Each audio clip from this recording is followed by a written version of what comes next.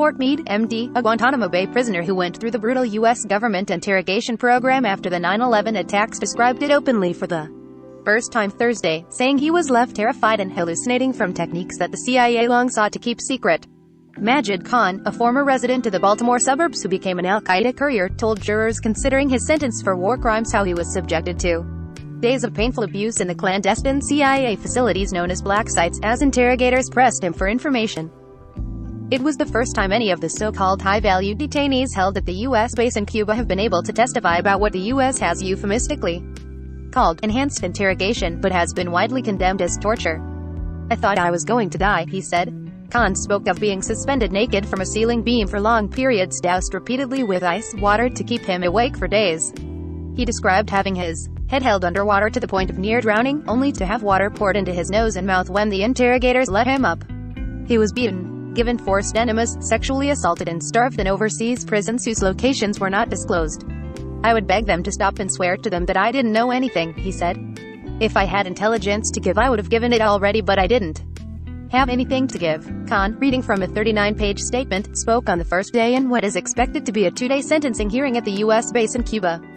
A panel of military officers selected by a Pentagon legal official known as a convening authority can sentence Khan to between 25 and 40 years in prison, but he will serve far less because of his extensive cooperation with U.S. authorities. Under a plea deal, which the jurors were not told about, Khan's sentence by the jury will be reduced to no more than 11 years by the convening authority, and he will get credit for his time in custody since his February 2012 guilty plea. That means he should be released early next year, resettled in a third, as yet unknown country because he can't return to Pakistan, where he has citizenship.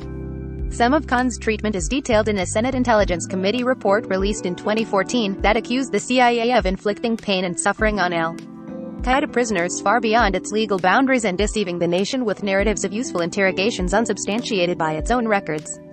Khan agreed with that assessment. "The more I cooperated and told them, the more I was tortured," he said.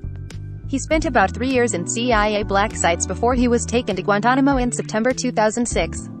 He said he never saw the light of day in the black sites and had no contact with anyone other than guards and interrogators from his capture until his 6th year at the detention center on the base in Cuba. How Guantanamo Bay prison has changed since 9/11. Sept. 7, 202,103-40. Khan, 41, has admitted to being a courier for al-Qaeda and taking part in the planning of several plots that were never carried out.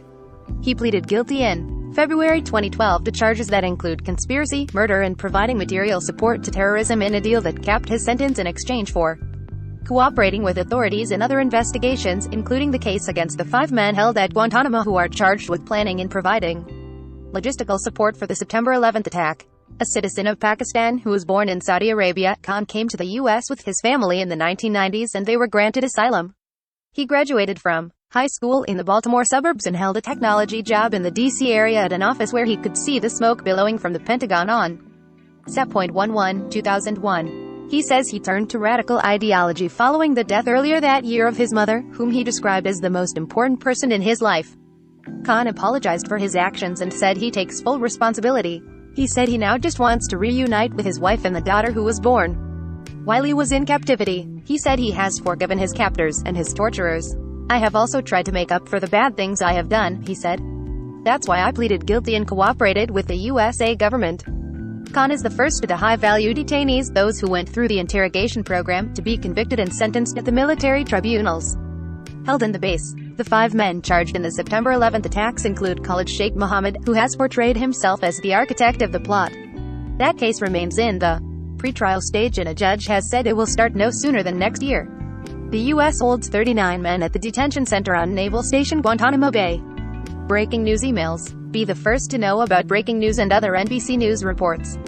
Sign up. This site is protected by RECAPTCHA Privacy Policy Terms of Service.